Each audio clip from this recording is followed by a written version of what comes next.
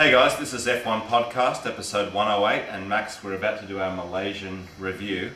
And what a race that was, I tell you, or half a race. Yeah, half a race. That was. And I guess we can start off by saying that Button was on pole again.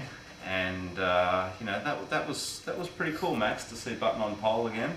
And when the race was starting, we were praying for rain. We were hoping that there was going to be some rain, and obviously it duly delivered. It did indeed, mate.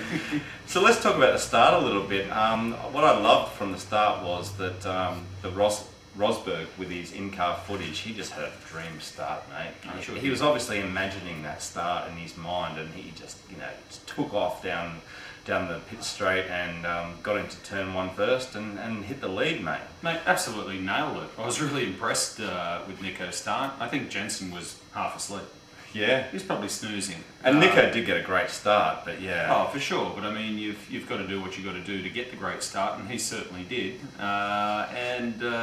It was great to see him go into the first corner with Jensen on the outside of him, and Nico just nailed it. And I think that also goes to prove the car speed this year of the Williams, especially with the diffuser that's got on it.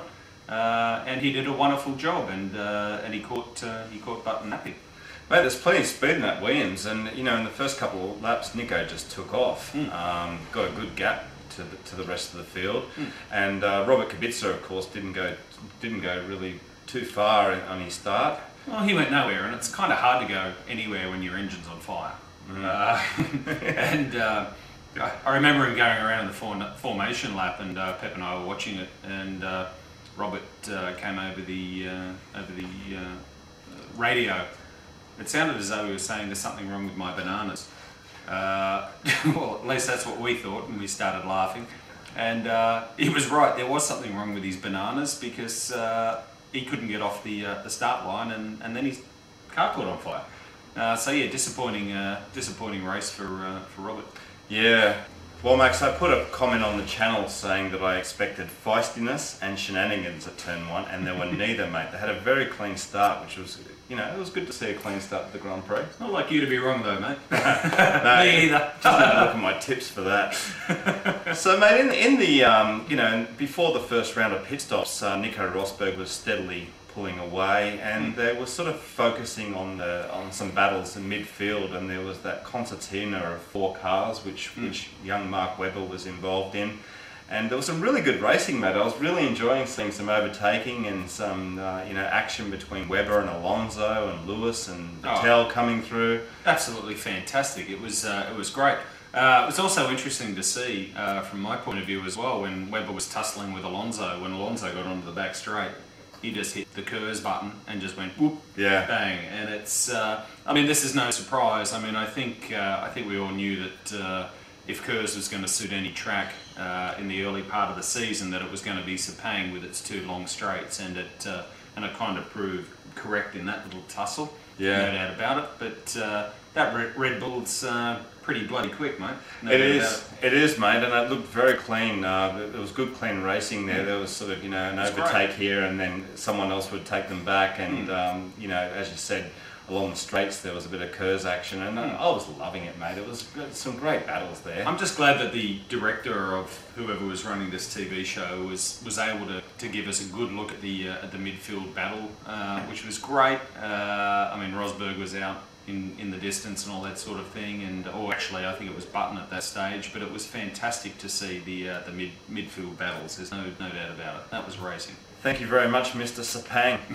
Well, you know, yeah, Button overtook Rosberg in the first round of pit stops, and at least Martin Brundle was saying that he was surprised that Button got that gap, and I was a little bit as well. I thought when Button came out of the pits they'd be a little bit closer, but Button pulled out well ahead, so he cranked out some good laps in his last couple of laps, mate. 2 laps prior to pitting, he just flew, no doubt about it.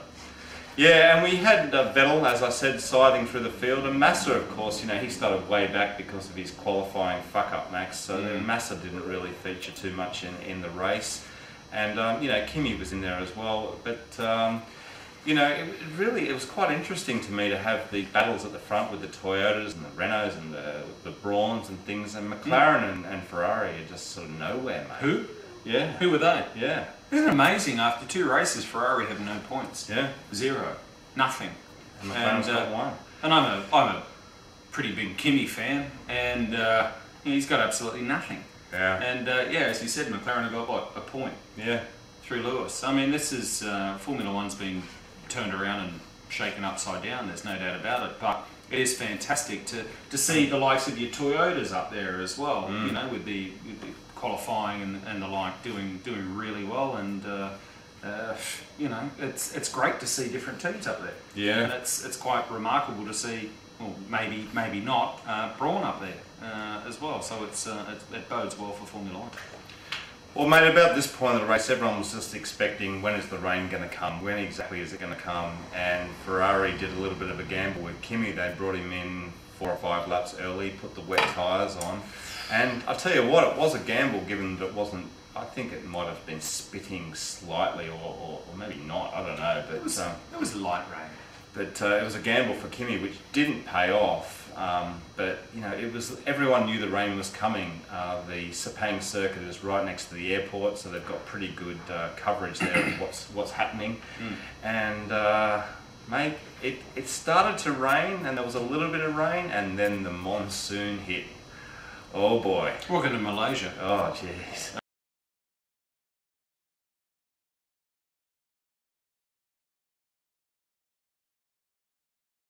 We'll see you soon for the next one. All right, guys. Bye. Bye.